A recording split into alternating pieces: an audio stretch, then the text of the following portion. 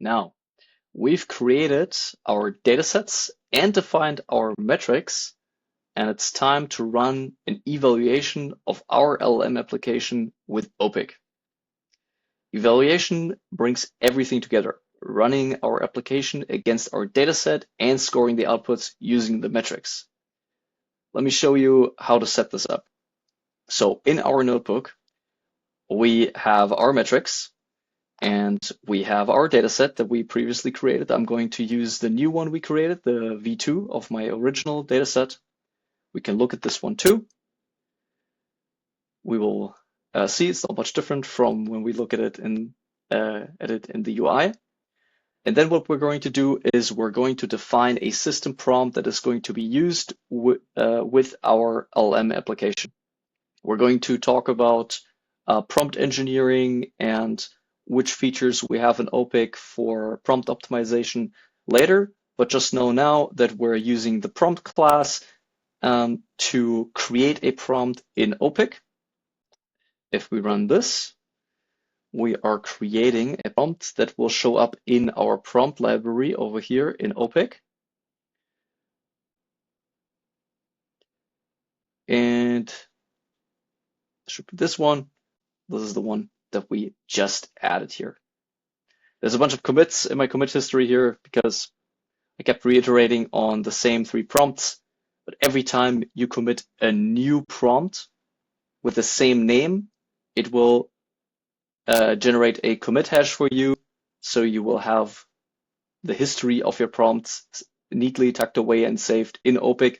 You always have reproducibility of your traces. And honestly, it saves you so much time and money using Opik because you don't have to reproduce a lot of things because they are stored and saved away in Opik, and you can just go and look at them again whenever you want.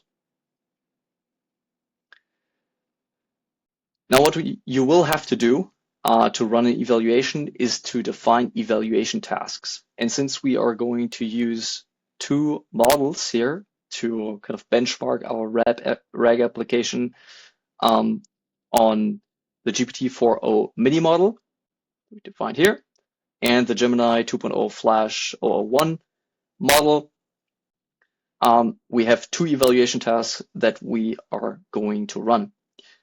The evaluate method that comes from Opik only takes 1 task at a time, and that's why I have defined a little task runner down here, which just takes in the task and then calls the evaluate method from Opik.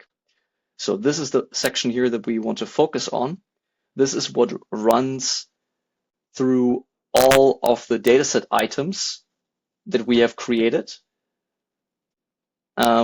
calls the model based on the evaluate tasks that we pass in, and scores the model outputs with the scoring metrics that we have defined. Though the scoring metrics are here, they can be passed in as a list. You can really define as many as you want, and they will just show up in the UI for you. Then we have the prompt is defined here. As we've seen before, comes from up here.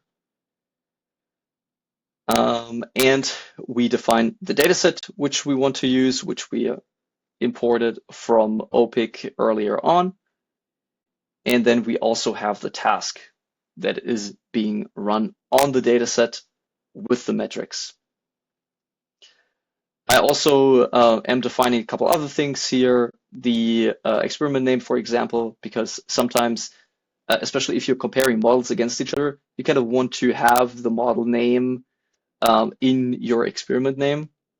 Otherwise, it's sometimes a little bit difficult just from random generated run names to distinguish the different runs. Right. Let's run this one. Oh, pardon me. Forgot to run this one first. Now let's define this one again.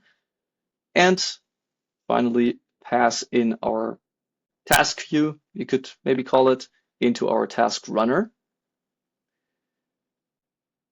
And then we can go to our experiments section and kind of check in here live that and see that that for the dataset common questions V2, this experiment has been created. We refresh. We'll see that now Gemini, for Gemini, we ran an experiment, and for the GPT model. Can push this to the side and open the Gemini experiment. You can see all the dataset items that our RAG application has been called on. Open this one up. We can see the dataset item and the response from Gemini. We can also conveniently open the trace from here and see all the different steps that have been performed to get to the answer, and check out the various inputs and outputs from and to our LLMs.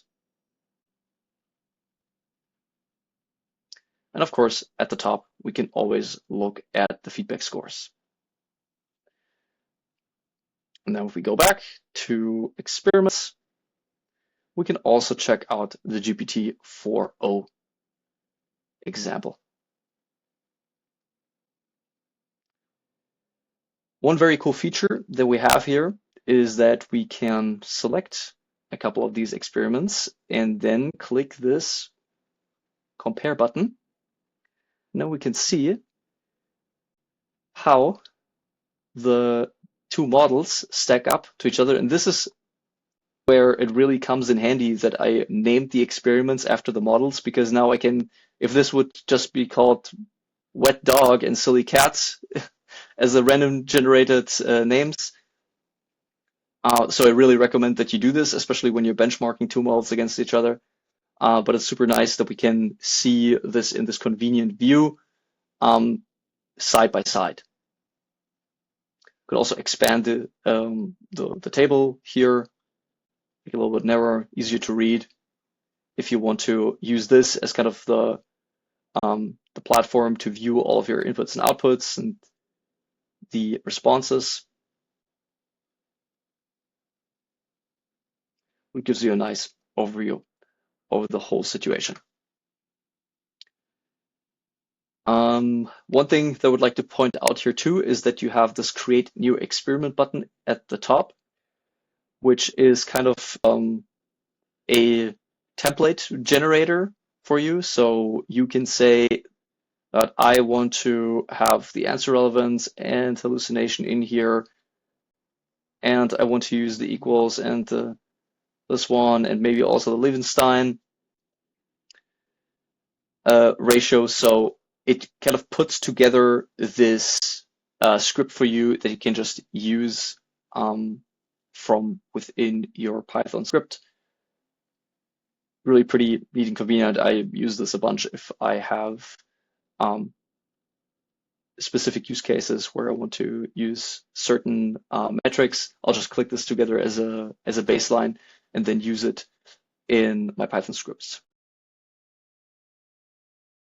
This systematic approach to evaluation gives you confidence in your LLM applications and helps you make data-driven decisions about improvements. Now we have a little bit left in this example here in our notebook where I defined two other system prompts where we can just run these also. It's fighting me. We'll scrolling down.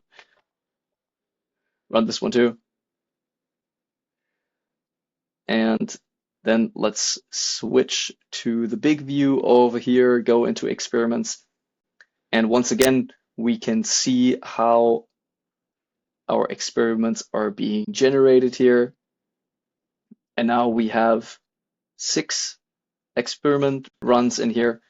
And for example, now we can compare the Gemini runs against each other. We can see that the second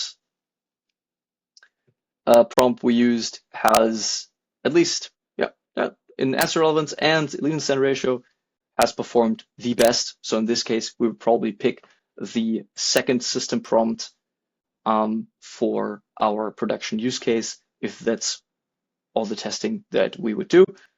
And as mentioned before, we could go in here and see that we have the second system prompt. I believe this one is quite short, but apparently this was the one that performed best.